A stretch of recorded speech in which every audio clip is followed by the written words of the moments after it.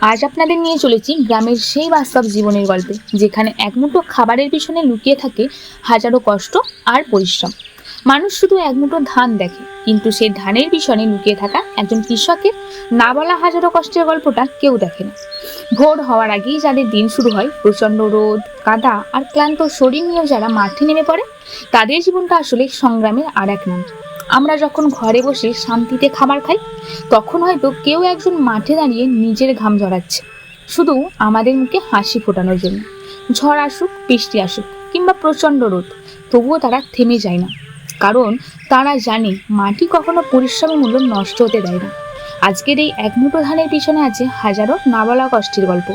পরের বার খাবারের থালা সামনে এলে একবার হলেও সেই কৃষকের কথা মনে করবেন, যার ঘাম আর পরিশ্রমে আজ আমাদের জীবন চলছে। আর আজকের আমার এই ভিডিওটা কেমন লাগলো অবশ্যই কমেন্ট করে জানাবেন। ভিডিওটা ভালো লাগলে সাবস্ক্রাইব করে পাশে থাকবেন। তো আজকে আসছি, আবার দেখা হবে আগামীকাল ঠিক রাত 8টায় নতুন একটা গ্রামের গল্প নিয়ে।